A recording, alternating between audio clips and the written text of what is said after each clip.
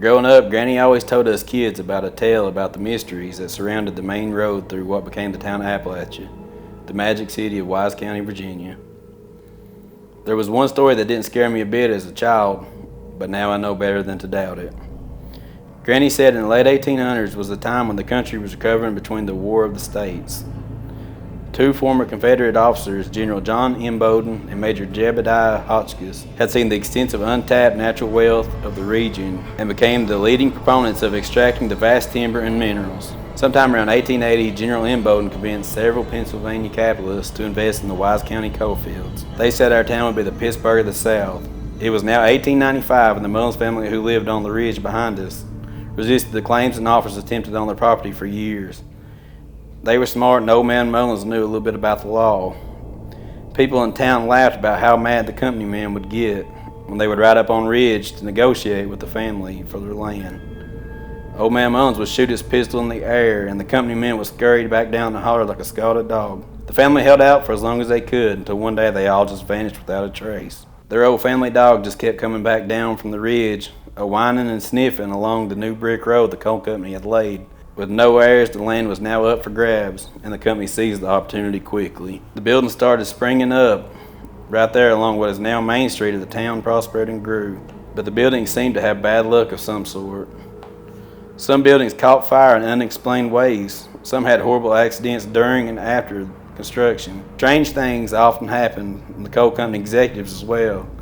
In 1903, Ted Wentz, a member of the Wentz family who owned the controlling interest in the Virginia Coal and Iron Company, mysteriously disappeared on a hunting trip at only 27 years old.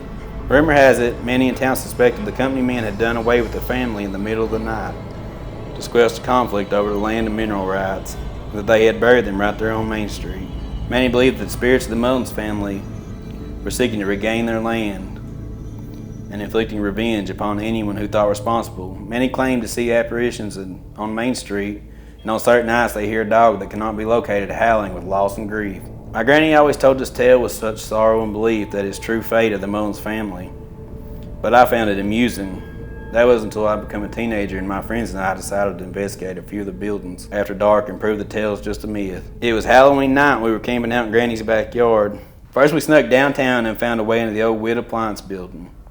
Moving past the downstairs showroom and exploring the once lively second floor boarding rooms where coal prospectors once stayed, now vacant and piled high with used appliances and parts.